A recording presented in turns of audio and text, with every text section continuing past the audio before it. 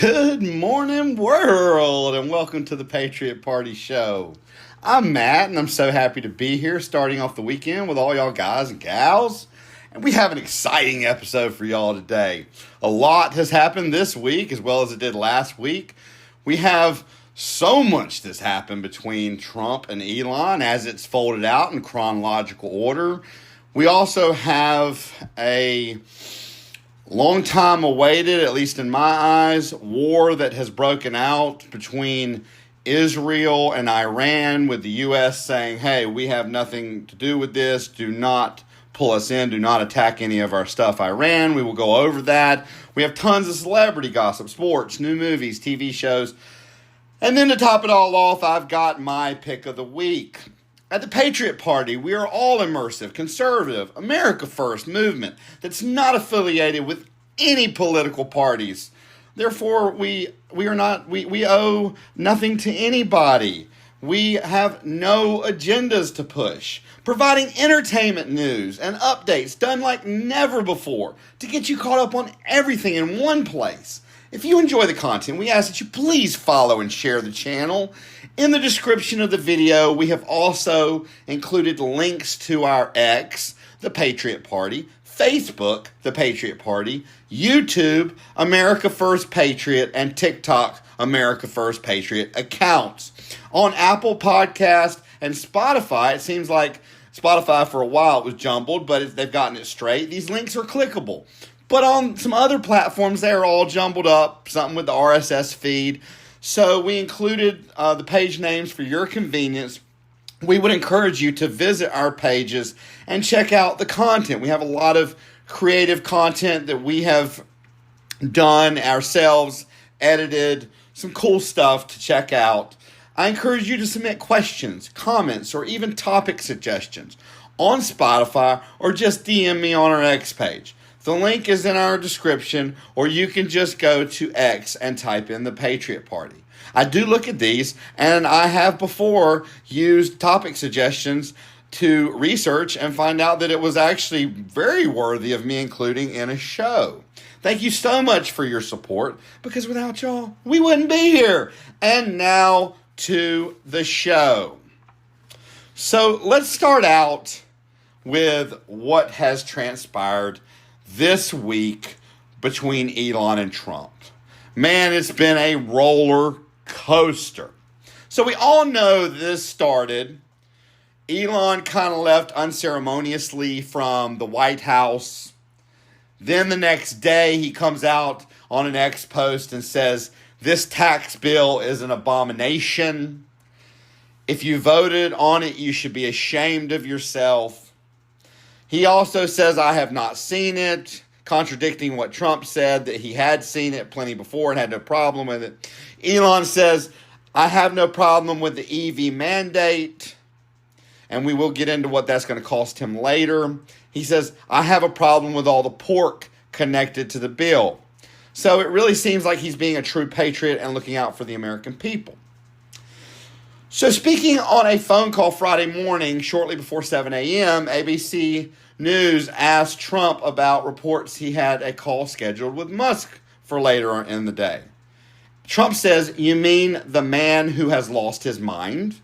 He asked, saying he was not particularly interested in talking to him right now. In continual conversation at the most senior levels of the Trump administration to produce them to revoke or to push them to revoke Musk's security clearance, which is going to be hard with SpaceX and how much they rely on SpaceX and something called Dragon or DragonNet or Dragonfly, something that Elon's working on for the government. You know, they give independent contractors security clearance all the time, so this is going to be hard. They have floated the idea, which is absolutely ludicrous, to use the Defense Production Act to seize SpaceX and Starlink on grounds that are vital to U.S. national security. They have floated the idea. Now, this is where the mind state of Trump and his administration is. Floating ideas of coming in and seizing private companies. They do that in dictatorships. Even that this was floated is out of control. This is like the idea of, hey, check into the legality of taking U.S. citizens, not immigrants who got their U.S. citizenship, but born U.S. citizens, and deporting them to the El Salvadorian gang prison. You can't deport a U.S. citizen. And we've gone over that. So I looked into the Defense Production Act because you guys know I have an inquisitive mind. I want to know what's what. So it grants the president broad authority to mobilize domestic industries for national defense during emergencies. However, using the DPA to seize an entire private company like SpaceX would be an extraordinary and unprecedented move. The DPA was basically used during COVID on companies like, I believe, GE to stop production or slow down production on other stuff and start producing ventilators for companies that could to produce as many masks as they could flow out, as they could push out. It's basically meant to tell a private industry or a private company, okay, stop production or slow down production. We need you to produce this for national security. It is not meant to seize a private company. That is something that, well, one thing, it was tried by President Truman to seize and nationalize steel mills during the Korean War, and it was struck down by the Supreme Court. Something that, for you all that like to fact check or look things up, it was called Youngstown Sheet and Tube Company versus Sawyer, 1952. It was for lacking congressional authorization. This precedent suggests that seizing SpaceX will require explicit statutory authority beyond the DPA's current framework. Now, even if Trump doesn't take such extreme measures, there is no shortage of retaliatory options for the White House. We will go over this and some other stuff, some threats, but to use your office, the highest office in the land, to retaliate against a private citizen and a private company, that is way overstepping the line into left field. But the president could try to wield power of agencies like the U.S. Securities and Exchange Commission, the National Highway Traffic Safety Administration, and the Federal Aviation Administration to inflict real harm or even incessant regulatory morass onto all of Musk's businesses and the source of his wealth. And we will talk about wealth in a minute, because, boy, I've got some information and some numbers that will blow you away. They're almost incomprehensible. So in just one day, the Musk-Trump spat shaved $34 billion from his net wealth. The second largest loss ever in the history of Bloomberg Billionaires Index of the 500 wealthiest people on the planet. The only bigger hit was his own wipeout in November of 2021 when Tesla lost $153 billion of market value on Thursday and shares reversing course on Friday after Musk began to simmer down. So he literally holds the first and second biggest daily loss, like for one day. So there was an attorney and journalist named Seth Abramson who wrote, if Trump team gets its hands on Musk's federal citizenship application and compares it to the acknowledgement of Kimball Musk that he and his brother knowingly violated their student visas, Musk can be deported. He goes on to talk about the Washington Post last October that Musk worked illegally in the United States after he never enrolled in courses for a graduate degree program at Stanford University in 1995. Instead, he launched his entrepreneurial career working to build the company Zip2, which sold for around $300 million a few years later, citing former business associates, company documents, and court records. Musk reportedly told coworkers that he was on a student visa. according to the Washington Post. Musk's brother, Kimball, has repeatedly acknowledged working in the country without legal status. I looked into it, and it's been so long. It would be hard. He would have a team of lawyers. I just don't think they could do it. And why would you want to send his brilliant mind and all his technology to another country? Or would they try to seize his businesses and kick him out of the country? I don't know. Nothing. I don't put anything past this administration anymore. I was so happy when Trump won. I really was. It was almost like the sky looked brighter. I was like, this is a bright day. This is a bright day in American history because we are going to cement conservative values and conservative leaders for somewhere between 12 and 20 years. And that has just been kicked out the window, stomped on.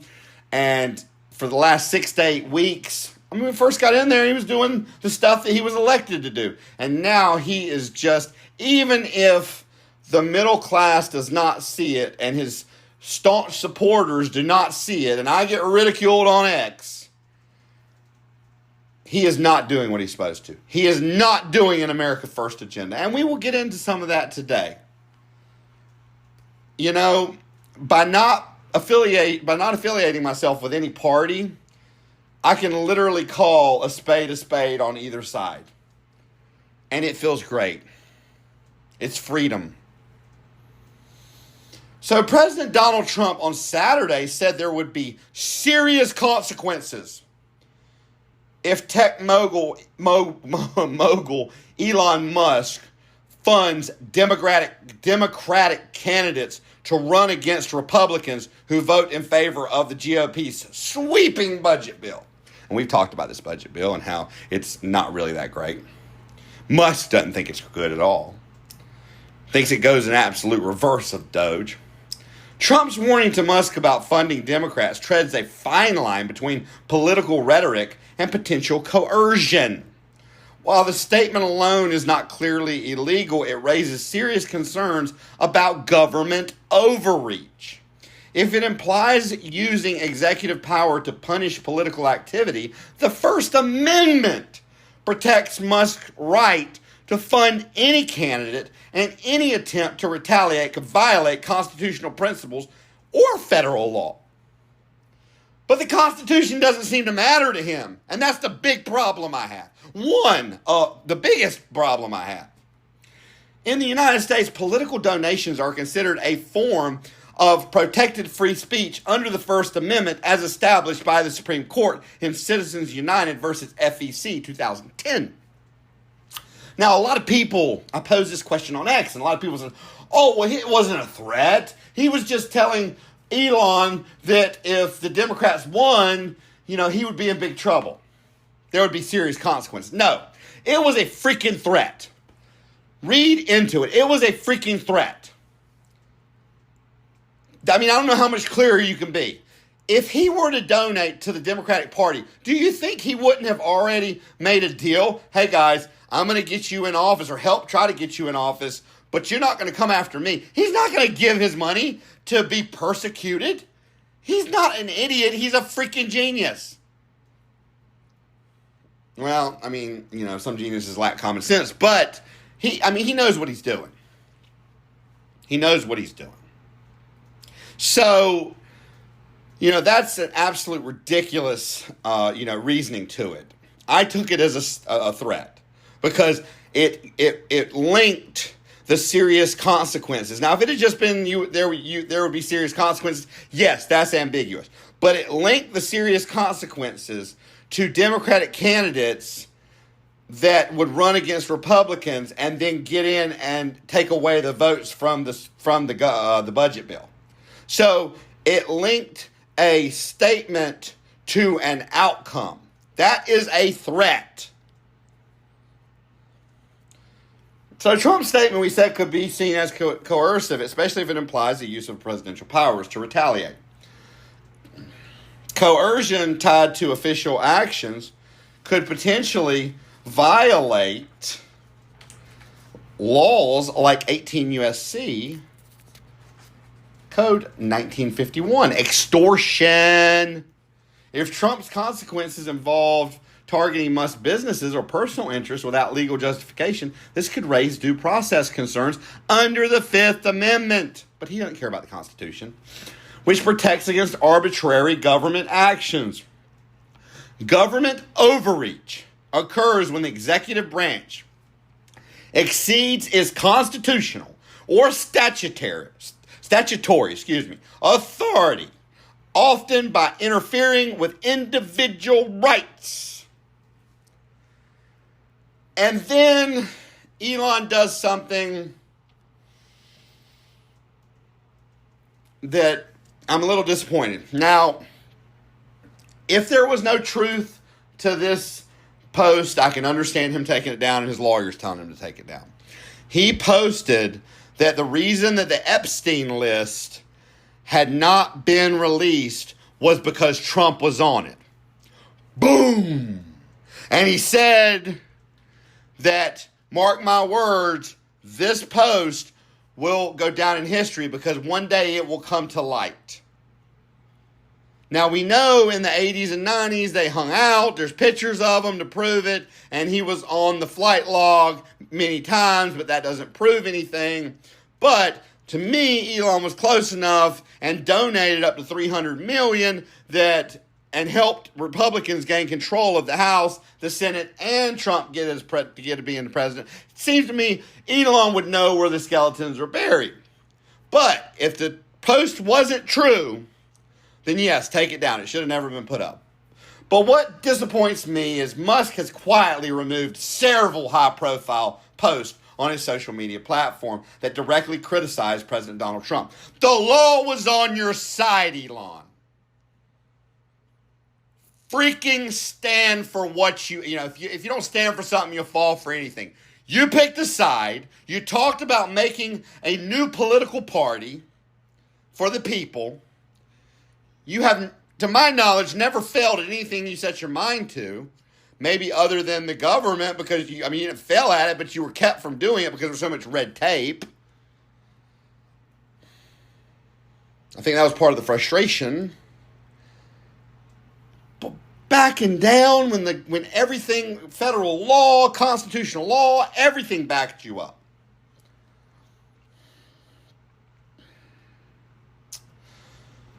So, now it seems like both are tempering down, but Trump's tempering down is a little bit different. So Trump said he thought Musk turned on him because the legislation would end subsidies for electric vehicles and because Trump discarded Musk's choice to lead NASA. So I wanted to do some numbers. Numbers don't lie. So from the time that Trump started Elon started backing Trump back in November, December, and when he started working, doing Doge with the administration, Elon lost $132 billion personally, and Tesla lost $800 billion, almost $1 trillion in market value. Now, J.P. Morgan and Chase, their projection on what he'll lose from these removing of the electric vehicle subsidy, the $7,500 credit, is $42 billion personally and $325 billion market value on his stock. That is a percentage of what he lost for being associated with Trump. Because we all know, people want to say, oh, well, he's going to lose this for MAGA. Most MAGA drive gas vehicles. They don't drive freaking electric vehicles. That's why Trump's all about drill, drill, drill. That's why he's taking it out to push the gas vehicles. Because his constituents want gas vehicles. They like trucks. They like SUVs. Nothing wrong with it. We have an SUV. A gas SUV. Now, there are some interesting things to know about the electric vehicles, as far as like maintenance and things of that sort. But I'm still not sold on it. I'm still not sold on the technology. Either way, he lost more from the left side than he ever would from the right side. So I don't think money was ever an issue. Now, Musk replied by threatening to shut down the Dragon spacecraft program that helps the U.S. transport astronauts and supplies to the International Space Station. Trump has seemingly tried to temper his public comments about Musk wishing his companies well, but he told reporters on Air Force One on June 6th that retaliation was possible. So he still leaves the door open for what he said, which is not backed up by law or the Constitution. So, he's talking about Musk turning on the bill for subsidies. But was money ever an issue if he lost so much to, push for the right? Or is Elon a true patriot at all costs who is looking out for the American people, saying this goes against everything Doge stands for, who was pushing to save $2 trillion and take $400 billion of those $2 trillion and send it in $5,000 checks to each American that pays taxes?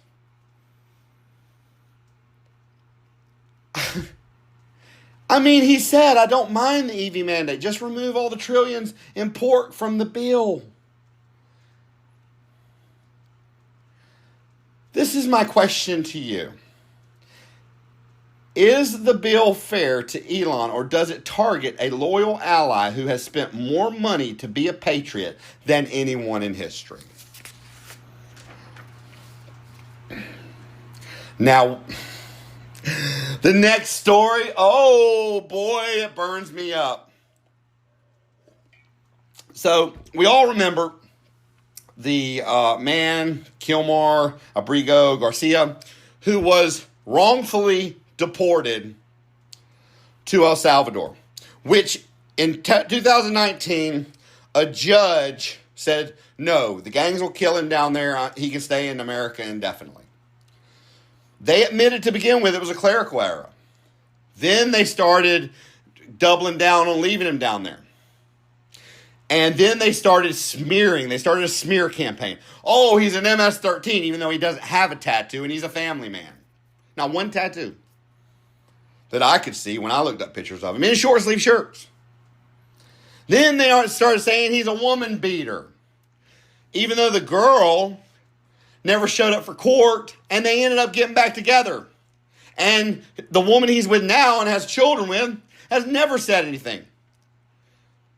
I've dealt with a woman before and never touched the woman who they try to game the system. And when child services got involved, and they did, within a week or two, they said, we see what this is. We see it for what it is. They made me take drug tests. They came and did inspections of my home where my daughter was living because I had full custody.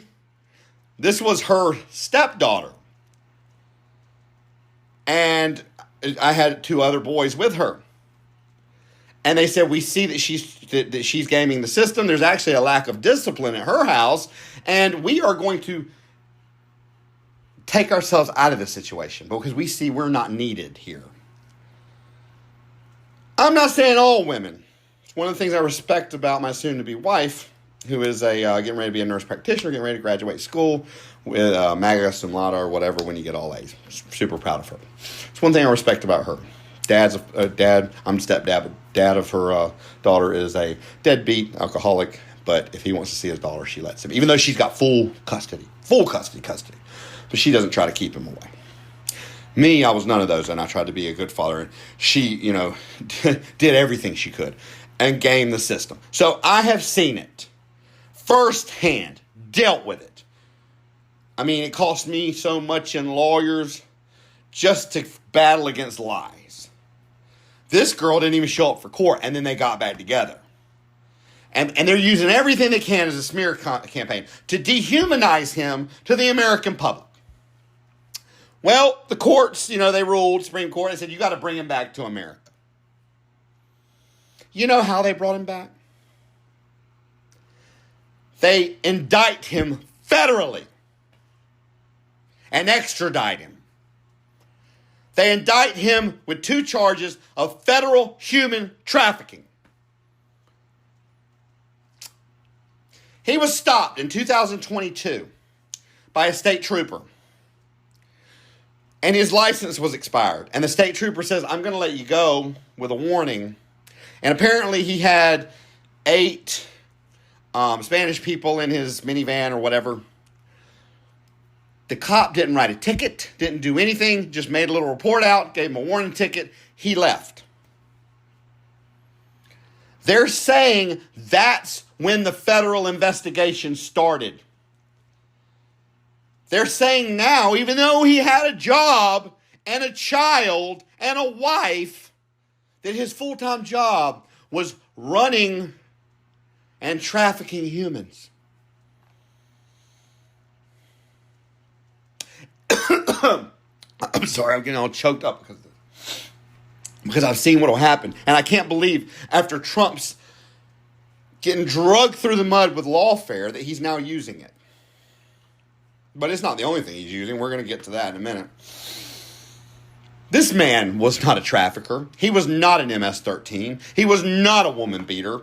They have no proof. He's never been charged with a crime. Been here for years.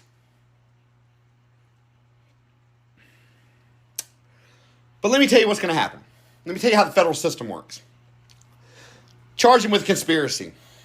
Conspiracy was initially made and invented back in the 80s for the large cartels and gangs in which the leaders never touched anything.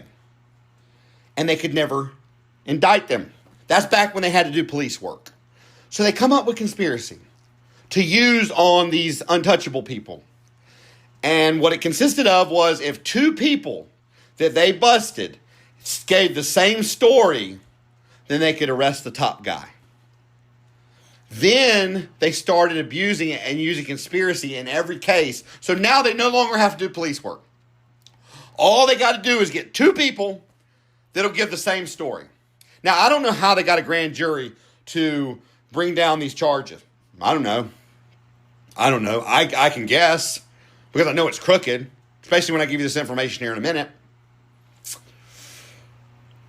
So I am 99.5, and I want to be 100% sure, but I got to leave a little room for error here, percent sure that basically what they have done is gotten, and they do this all the time, is gotten 2 immigrants and said, listen, we will drop your charges if you will say this in court. And they are very strict on opposing counsel on the way that they can question federal witnesses. Very strict. So what's probably going to happen is he's going to get convicted. That's what I think. Because they have a 97 or 98% conviction rate. Now, the rate of overturning a conviction in federal is not that high. I don't know the exact percent, but it's right around 50 or so. But going to trial, they have something called a trial tax, a federal trial tax. And if you go to trial, they'll try to hit you with life. But if you don't go to trial, they'll tell you can get 5 years or something, 10 years. Most people don't go to trial. What they're going to do, though, is they're going to convict him one way or another. And then after he serves his time, however much that is, on however he makes that deal or doesn't, they're going to either send him back to El Salvador because they're going to deport him for violating his, court order of staying here, or they'll send him to another country where he has no family ties, and he be persecuted there, homeless, or something like that. It is such a sad, sad day. This government is acting with no impunity. To me, they are acting almost. Now, I'm saying acting. Now, I'm glad the border is closed, so I can't compare that. But I'm saying in their actions, No, we're not talking about the border. We're talking about in their actions. They are acting, to me, worse than Democrats. Because Democrats were never going to get, they may get a little bit of government overreach. They may get, try to get censorship on social media platforms. But, this administration is trouncing the Constitution and pushing towards a dictatorship in my mind. And I just hope that it's not pushed too far. Right now it's bending. I hope that's as far as it can go. I hope it doesn't break. Now, in another move that violates federal law, Trump sent 2,000 National Guard troops to Los Angeles to the protest about immigration agents during a raid on local businesses. So they go raid businesses. The move marks a major escalation in Trump's crackdown on illegal immigration and came amid concerns from some officials in California. So federal agents targeted workplaces, including Home Depot stores and clothing factories and warehouses, as part of a crackdown.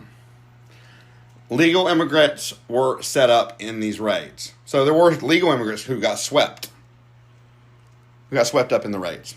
But that's not what makes me bad. Here we go again, prioritizing taxpayers over non-taxpayers. We have millions of non-tax-paying immigrants in this country, led in by Biden, living off of sucking the tit of taxpayers.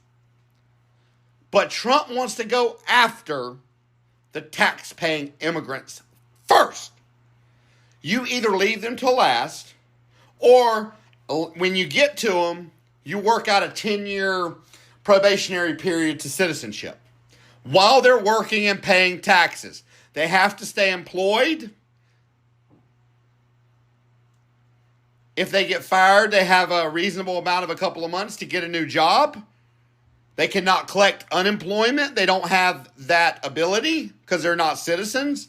And they are on a probationary work visa until, a 10-year period goes up, and they can commit no major crimes while they're in the U.S. And then they have a pathway to citizenship because they've been in the United States so long and they're paying freaking taxes.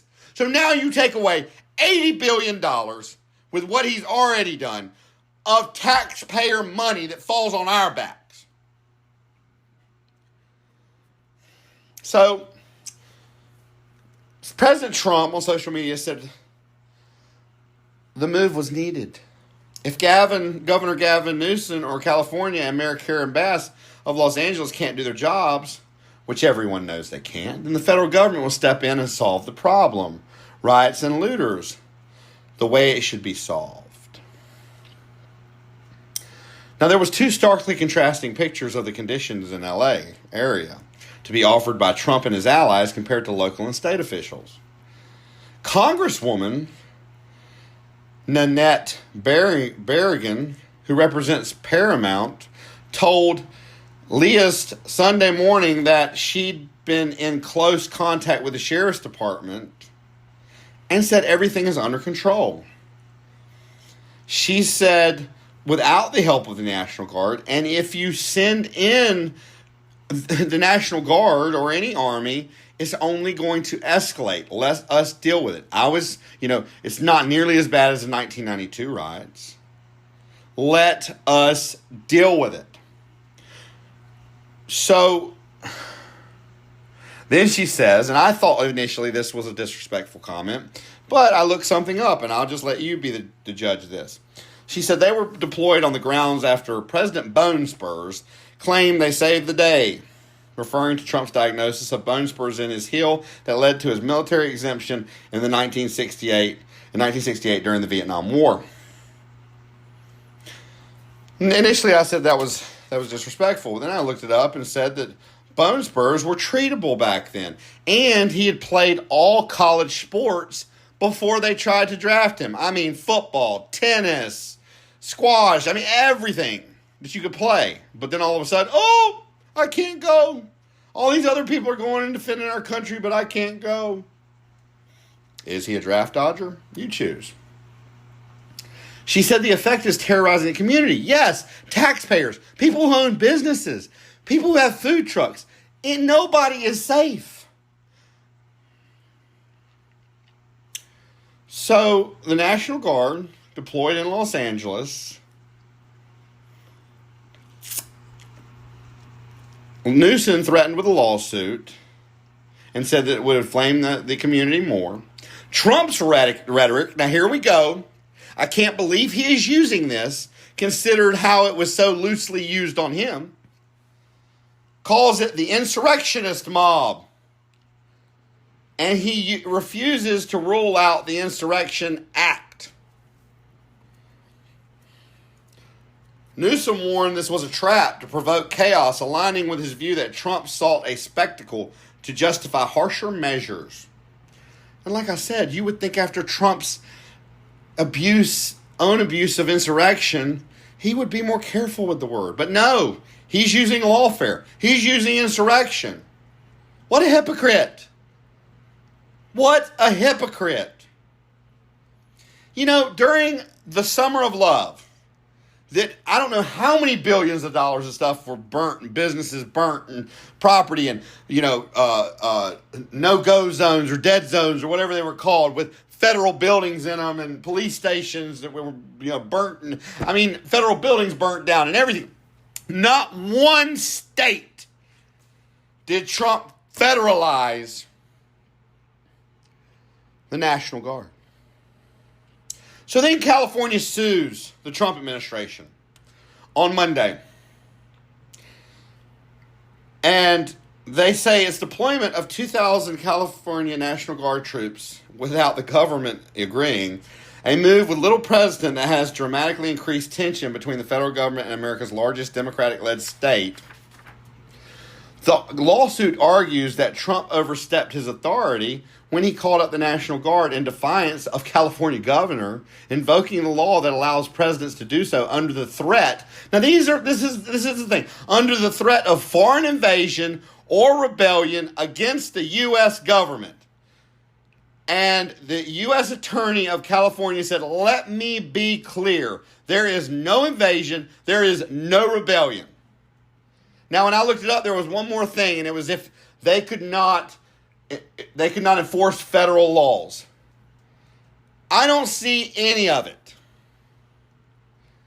Then, Trump's answer to the lawsuit was to double down and send 700 active duty Marines to Los Angeles. So, I hope these people are wrong.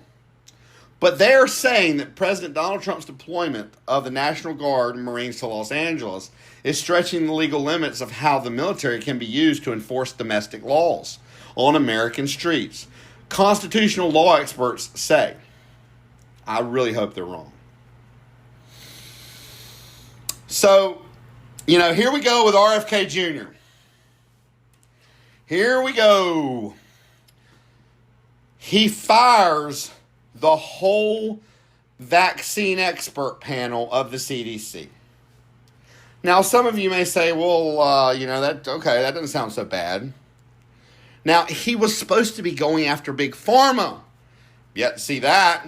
But he says we needed a clean sweep. So I wanted to look up what made up this board and what it was all about. Should we not trust this board? And this is what I found. The removal of all 17 members of the CDC's Advisory Committee on Immunization Practices, the ACIP, which is an acronym, which advises on vaccine policies. The ACIP is a panel of independent experts, physicians, epidemiologists, and public health specialists who review vaccine data and make recommendations on their use. The committee has a history of rigorous scrutiny, sometimes recommending more restricted vaccine use than the FDA actually allows for. The decision leans heavily towards politics rather than science. ACP's recommendations are based on extensive data review, and no evidence suggests that they were scientifically unsound or compromised. Kennedy's claims of conflict of interest rely on misrepresentations of old data, and his replacements, yet to be named, which we're going to get to in a minute, may prioritize vaccine skepticism over expertise. So, then we have a guy whose name is Michael Olstom, director of the University of Minnesota's Center of Infectious Disease Research and Policy. He says, in quotations, "We have just demonstrated that politics will overrun science in this administration. It scares me to think of what's ahead." Scary, scary thoughts. Scary, scary thoughts. Because these people were independent. They were independent experts. All right. So, anti-ICE protests held coast to coast after LA's unrest as national movement grows. Activists plan more events Tuesday in New York, Chicago, Dallas, and Atlanta.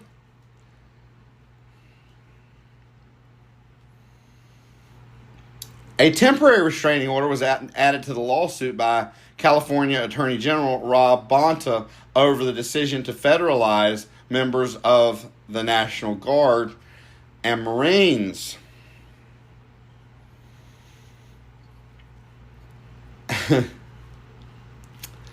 Trump don't care about this, and he actually was able to. We'll get to it in a minute. What the Court of Appeals did. After he sent in 700 active duty Marines, he didn't care about that. He doesn't care about court orders. He doesn't care about the Constitution. He doubles the National Guard troops. And this is what he says. President Donald Trump said the show of force in Los Angeles should serve as a warning that similar demonstrations in other places would not be tolerated. President Donald Trump warned Tuesday that additional protest. Now, the Constitution, as long as they are not violent, protects against being able to protest. That is one of the only ways that we have, to let the government know how we feel. Peaceful assembly, protest. He's saying that if you protest against federal immigration policies, that it might be met with equal or greater force than the 4,000 National Guard members and 700 Marines he deployed to try to quell demonstrations in Los Angeles, which are deployed illegally, while he was speaking to soldiers. He said California's largest city needs to be liberated and defended his decision to send thousands of service members to suppress what he called paid troublemakers and a foreign invasion. My God, a foreign invasion? Are you freaking serious? That's not going to raise to the bar of that. So let's talk about RFK's pick of 8 to replace the 17. What a joke. I went over this with my soon-to-be wife, who has been in the medical field for 20 years, plus years, had all sorts of experience with all sorts of doctors, emergency rooms, specialty doctors, getting ready to have her advanced degree herself, getting ready to graduate. And she said this was an absolute joke, that there was literally only 1 out of the 8 that should actually be on the committee. So let me tell you about it. First, we got Martin Kulldorff, the co-author of the Great Barrington Declaration, which called for herd immunity through mass COVID infection. Well, let me tell you about my future wife's experience with COVID. She got it so bad, they wanted to put her on a ventilator, but she knew, being in the medical field, that people weren't waking up off ventilators. Nobody was coming out of ventilators, and she refused. She said, "Send me home with oxygen." She was in the bed for 8 weeks with an oxygen tank, losing her hair. It decimated her. Now, some people it was like a cold. But you can't, I'm not saying the RNA, whatever, there's a debate there. But you can't expect everyone, the people it decimated, to just, I'm going to get that sick, and that's what's going to cause a herd immunity. I say that guy's a quack. Then you got Joseph R. Hibbelin, a psychiatrist. A psychiatrist. You got Reciv Levi, a professor of operations management. What? You got Robert W. Malone. Now, this is the guy that she says qualified. A biochemist. You got Cody Messner, a pediatrician. You got James Pagano, an emergency medicine physician. You got Michael Ross, a professor of whatever, and gynecology. None of them specialize in research and reading the research to understand what, other than the biochemist, what it's all about, how it breaks down in your body, and should it go out. This is a freaking joke, but I bet you they're all anti-vaccine. And you know, a lot of these anti-vaccine people, their children have died because they didn't give the vaccine, the measles vaccine, to their children. The measles. Measles has killed their kids. Now, I'm not saying I'm for all these vaccines. I will never get another COVID vaccine. Now, I'm high risk because of respiratory issues, having pneumonia so many times, and being hospitalized with it. So I took a few of the COVIDs, and every one I took, I got worse and worse symptoms, like flu symptoms. And the last one, my bones hurt. It hurt to blink. I said, I'll never take another one. So I'm not saying I'm for every vaccine, but I am definitely not going to take qualified people out and put unqualified people in. So the U.S. decided, it's a good thing they did, to pull some personnel from the Middle East amid rising tensions. Now, this was like the day before. It could be a dangerous place, adding that the United States would not allow Iran to have a nuclear weapon. The U.S. is preparing a partial evacuation of its Iraqi embassy and will allow military dependents to leave locations around the Middle East due to the heightened security risk in the region. Trump's efforts to reach a nuclear deal with Iran appear to be deadlocked, and U.S. intelligence indicates that Israel will be making preparations for a strike against Iran's nuclear facility. Like I said, I'm giving this to you as it's happened. This came out like a day before what I'm getting ready to give to you, so I don't even know if they got evacuated. Asked whether anything can be done to lower the temperature in the region, Trump said they can't have a nuclear weapon. Very simple. They can't have a nuclear weapon. Trump has repeatedly threatened to strike Iran if stuttering talks over its nuclear program fail. So he's threatened to strike them. And in an interview released earlier on Wednesday, said he was growing less confident that Tehran would agree to stop enriching uranium, a key American demand. Then, like literally the next day, Israel launched its attack on Iran's nuclear facilities. I knew it was coming.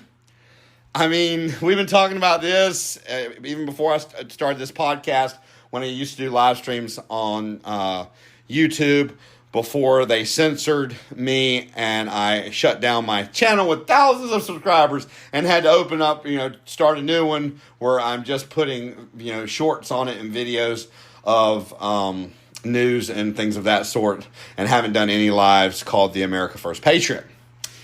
And we talked about it then on my lives, that it was coming. It was coming. Well, here it is about a year later, and it's here. Israel launched a wide-ranging attack on Iran's nuclear program and military leadership overnight, killing the head of the Islamic Revolutionary Guard Corps and striking dozens of targets in an operation that pushes the region into new conflict with uncertain consequences. They're not uncertain. This is war. Israel said the attack targeted Iran's nuclear program and other military sites, as well as Iranian military commanders and nuclear scientists.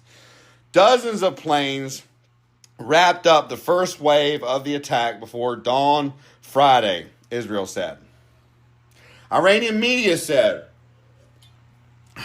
our GC commander Hossein Salami was killed by an Israeli attack in Tehran, an attack at the top of the country's leadership. We struck at the heart of Iran's nuclear enrichment program.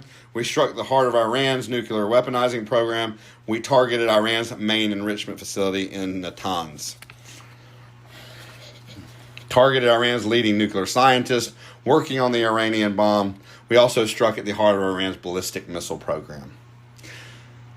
Prime Minister Benjamin Netanyahu says, Israel knows how to stop things. Israel knows how to get things done. Israel is not going to fight a proxy war for 20 years and waste $1 trillion. They're going to go after the source. Iran funds all the terrorists. It is a terrorist state. Their Republic Guard, they train the terrorists. But yet, we want to just fight the terrorists. No, you cut the head off the snake. And Israel is doing that. They're like, you know what? Screw this with Hamas. We're going to stop their funding. We're going to stop their weapons supply. Well, you know what? To Israel. So Tehran launched more than 100 drones at Israel on Friday morning. Israel's military said, not long after Israel announced it had begun major operations against Iran, and they stopped all the drones. The U.S. comes out, Secretary Marco Rubio, adding a warning that Iran should not target U.S. interests or personnel because we had nothing to do with this. So, I was talking about a federal appeals court is allowing Donald Trump to continue to deploy military soldiers on protest until they can hear the case on June 17th. What I don't understand about these courts is why are they siding to let Trump continue if it looks like he's breaking a law? Why do they continue to let him break it? If they're going to put a stay on it, why don't they stop it, like the lower level judge, and say, we'll hear the arguments on June 17th and decide whether we let you start it again or stop it? Why are all these courts letting him continue to do what he's doing until they hear the argument? Makes no sense to me. So let's get to some financial news. Trump's tariffs and trade talks. President Trump's tariff policies continue to dominate markets. He's expected to set tariff rates soon, causing a decline in the U.S. dollar amid concerns over unilateral levies. Apple is bypassing U.S. tariffs on China by exporting nearly all iPhones from India to the U.S. between March and May, per Reuters. U.S.-China trade talks in London showed no change in China's tariffs, with a trade truce framework agreed upon, but no final deal. So, it's like I said, everybody says, it's going to make people come and build companies in the U.S. People are not going to pay double for products that they're used to paying half for because they're made in the U.S. And companies know that. It will cost companies a lot of money. It will cost Americans a lot of money. So they're just going to find loopholes. Apple did. They'll continue to find loopholes to get their cheap labor and get their products over without having to go up in cost very much. Gold prices have surged. I've been saying for a while, the way I do it is, there's a certain way I buy gold, and then, I do a certain way that I do stock. And by no means am I giving anybody any investment advice. I'm just telling you what I do. I do, it's a S&P Index 500 EFT fund. Its marker is VOO. I really went down hard on it when the market dropped, and it's gone back up almost $100 a share. And then the Berkshire and Hathaway B shares. They are going down right now. I think it's a smart time. I've been buying several of, a good bit of those. So, and they have outperformed the S&P market over the past 5 years if you look at the 5-year history. So, that's what I do. I mix those three together, and I usually get 2 VOOs to every one of the Berkshire Bs I get. And then, like I said, on the gold, I have a special way that I do the gold. I don't just buy bullion. I buy a certain collectible type of gold. So for not much over bullion, that gives it 2 ways for it to hold its value. And if you have any questions, you can just message me. So stock market updates. The U.S. market rose 1.2% over the past week, with an 11% annual increase and expected 14% earnings growth. The S&P 500 and NASDAQ are up 2% and 1% year to date, but high valuations and tariff risk call for cautions. Big tech stocks dipped, pausing a rally. Mortgage and finance rates held steady or dipped slightly. Was 6.8%, 86%, 6.9%, and the 15-year rate fell to 6.11 and 6.14. Rates remain high, curbing refinancing booms, with no significant drops expected due to Trump's tariff-driven fears. So, Trump does something thinking that it's going to do something else that it actually doesn't do. Federal Reserve outlook. Economists expect the Feds to keep rates at 4.25 to 4.5 through at least September, with 42% predicting no cuts until fourth quarter or later due to inflation risk from Trump's policies. Asian and penny stocks. There's an Asian penny stocks gained attention amid U.S.-China trade talks, with some showing strong financial health. U.S. stocks like Hims and Hers Health, a U.S. $57.56 versus $106.29 for fair value, appear undervalued. Well, that's interesting. Corporate highlights. CyberArk is moving into AI and its secure AI agent, targeting $1.41 to not $1.41. Oh my goodness, 1.41 to a 1.42 billion in 2025 revenue. ABB segment approached 35 billion in sales. Assets-based lending closed on 190 million. Securitization. Global market. UK Chancellor Rachel Reeves unveils a spending review, but tight fiscal rules limit flexibility. Saudi Arabia's $3 billion IPO boom faced hurdles, while Kuwait's wealth fund invested in AI. Economic indicators. U.S. job growth slowed to 139,000 in May, with unemployment at 4.2%. The Congressional Budget Office warned of a potential U.S. government funding shortfall by mid-August to September. Tech news. Apple WWDC 2025 revealed iOS 26, iPad OS 26, Mac OS 26, Tahoe Watch OS 26, everything 26. However, Apple's AI advancements, particularly Siri, lagged behind competitors, with some AI feature delayed to 2026, raising concerns about AI gap year. Apple stocks dipped below 202. I think they were 190 something today. Google updates rolled out the June 2025 security update for Pixel phones, Android 15 and 16, Pixel watches, addressing 18 vulnerabilities. The update coincided with the stable Android 16 release and a Pixel feature drop. Google also open sourced its deep search stack per X post. Meta AI push. Meta invested in Scale AI, valuing the data labeling startup at $29 billion, and recruited the CEO Alexander Wang for a new AI lab focused on superintelligence. Meta and TikTok also challenged EI supervisory role in Europe's second highest court arguing the fees are disproportionate. AI and chip development.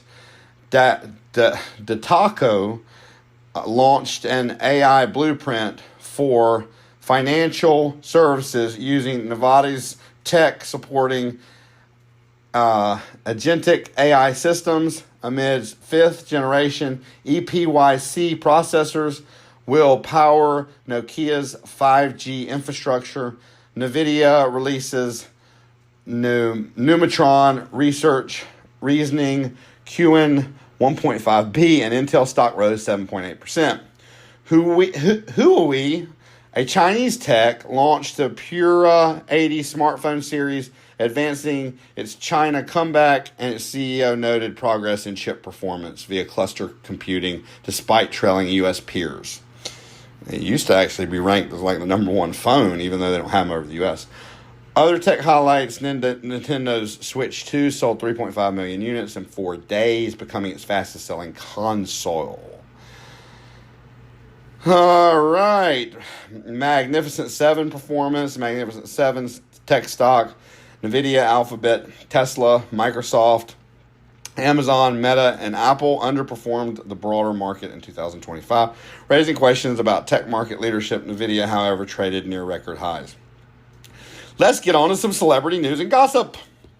Blake Lively and Justin Baldini feud.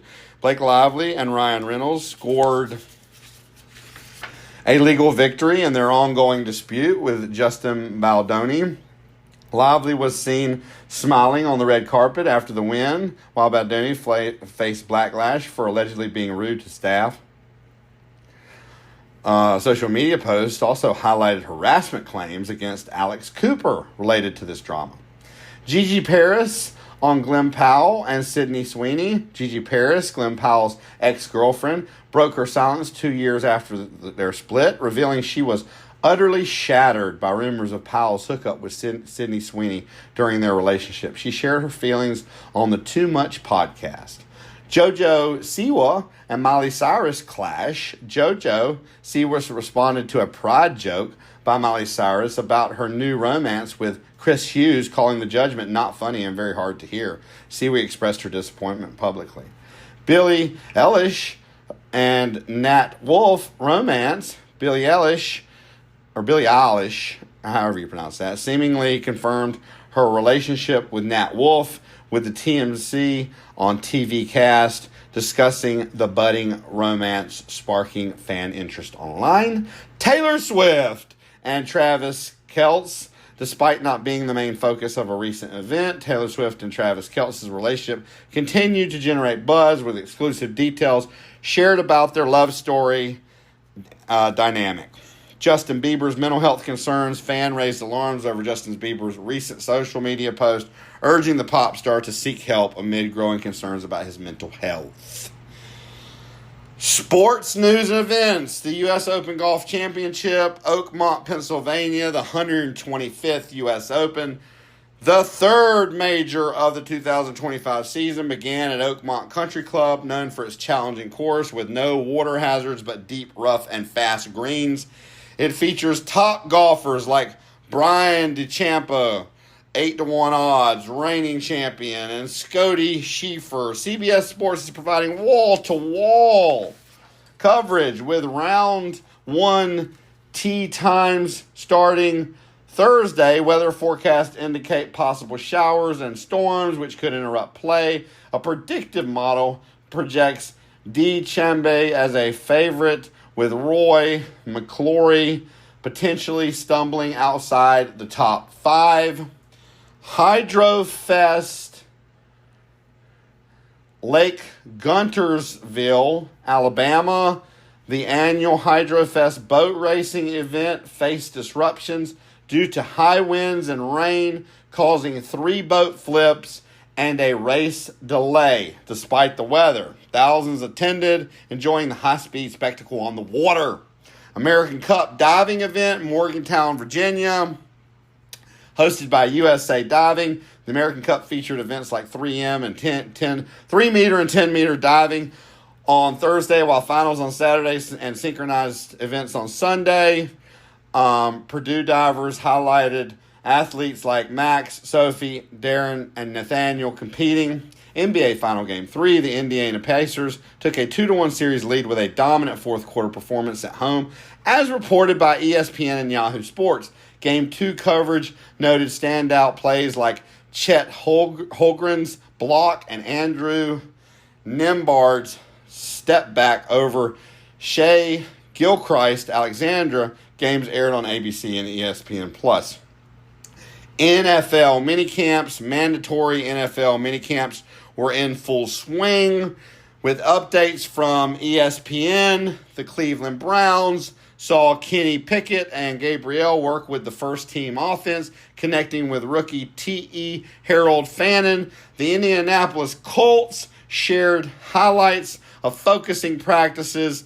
Nick Chubb, fully healed from 2024 knee injuries, earned the Miami Dolphins practice MVP honors, signaling a strong 2025 outlook.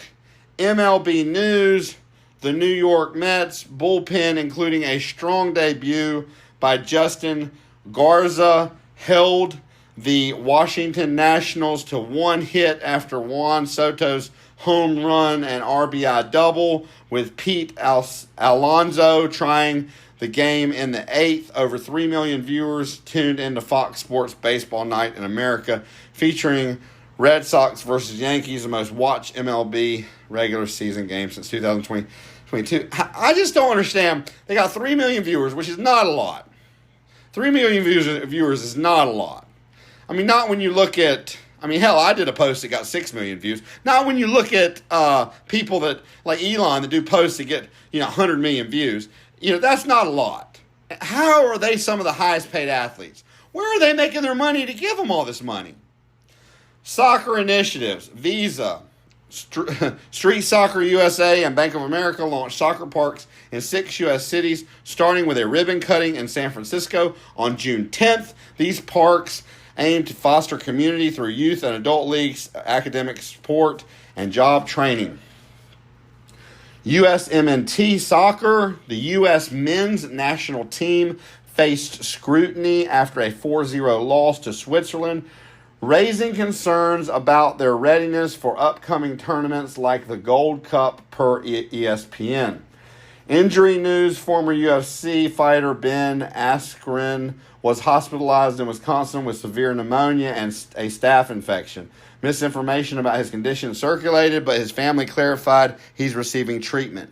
The MMA community rallied for his recovery. Logan Paul's injury from a moonsault at Mooney in the Bank sparked mixed reactions, with some fans celebrating and others condemning the response. So, now we are to new movies and the release date.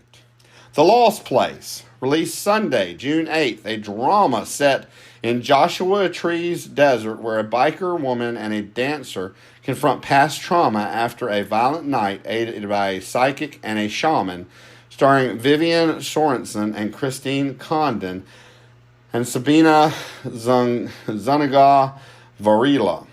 Ballerina, released June 6th through 8th, a John Wick spinoff turning Anna de Armas as Eva Makarov, training in the Ruska Roma assassin traditions during the event of John Wick Chapter 3. Critics praise its action choreography, starring Keanu Reeves, Ian McShane, and Angelica Hudson.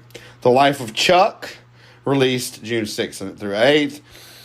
Mike Flanagan's adaptation of Stephen King's novel, a drama about Charles Krantz, Tom Hiddleston, whose life story unravels through connections with others, starring some of these names: Chiwetel Ejiofor, Mark Hamill, and Karen Gillan.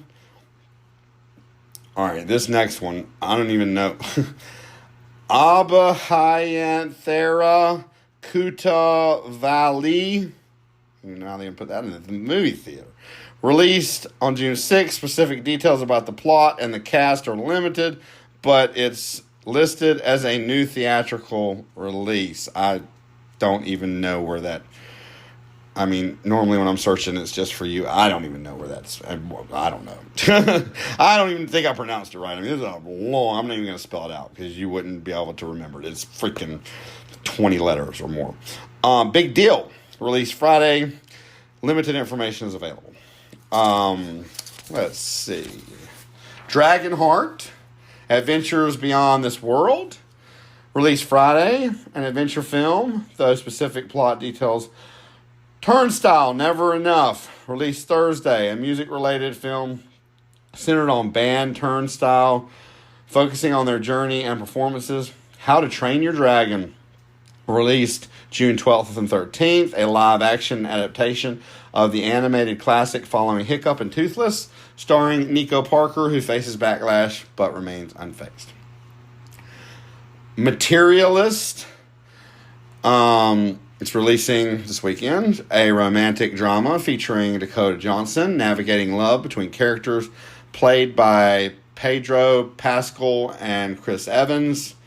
Distributed by A24. Prime Minister, released this weekend, chronicles Jacinda Ardern's tenure as New Zealand's Prime Minister using intimate footage and interviews, distributed by Magnolia Pictures.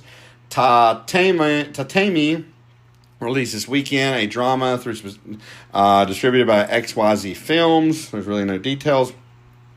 Sex, released this weekend. Not a lot of details. Best Wishes to All, released this weekend, a horror film distributed by Shudder. Echo Valley, released this weekend, a drama streaming on Apple TV Plus.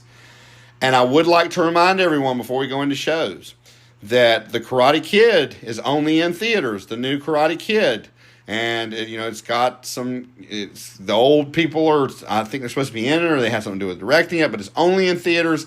And I know I have talked about movie prices before, but if you go to a matinee, at least at the AMC, it's pretty reasonably priced.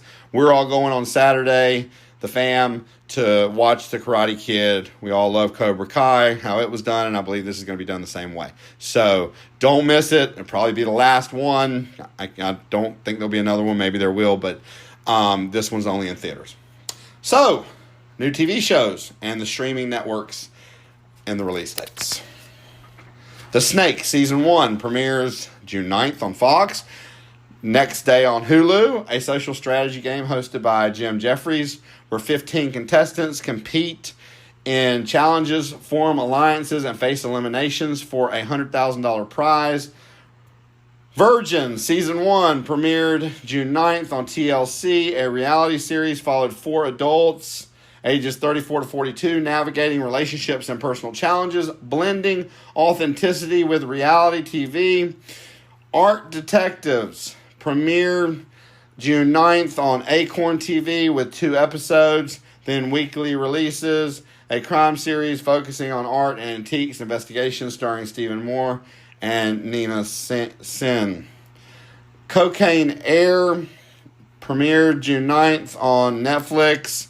A crime documentary exploring a 2013 drug smuggling case in the Dominican Republic and the sequence investigation. FUBAR. I saw the first one. It was good. Season 2 premiered on June 12th on Netflix. Arnold Schwarzenegger stars as a former CIA operative facing a past lover threatening global chaos, joined by Carrie-Anne Moss. Revival premiered June 12th on Sci-Fi with episodes available on Peacock a week after airing. A drama series through specific plot details are limited.